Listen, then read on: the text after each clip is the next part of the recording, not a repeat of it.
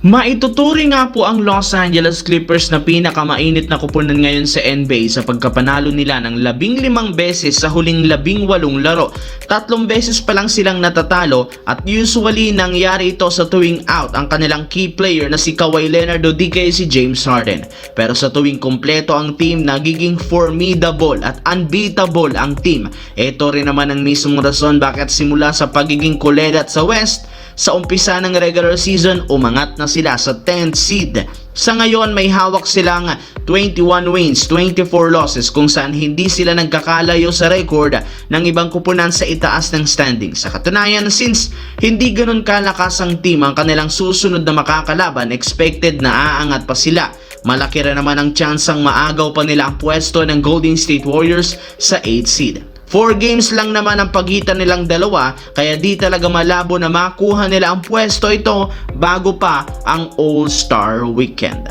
Samantala, kinumpirma mismo ni Giannis Antetokounmpo sa media, nagkaroon siya ng calf strain na rason bakit mawawala siya ng 4 hanggang sa 6 na linggo. Ngunit sa kabila ng sinabing ito ni Giannis, marami pa rin ang hindi naniniwala sa sinabi, gayong ito lang naman ang kauna-unahang player sa NBA history na nagsabi ng kanyang injury at kung hanggang kailan siya makakapaglaro. May ilang mga nagsabi dito, palusot na lamang nga daw ito ni Giannis ang kanyang mga sinabi para hindi siya maglaro sa lineup. Wala rin naman sinyalis na may tinatamo itong injury sa binti.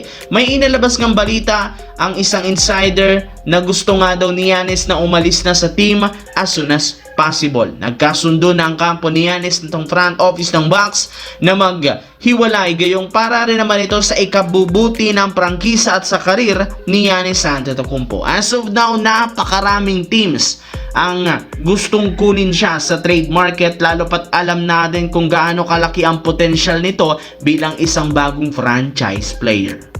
Sa kabilang banda, bago pa magsimula ang laro ng Lakers at Bulls, marami ang nag-e-expect uulitin nga daw ni Josh Giddey ang kanyang ginawa sa Lakers last year.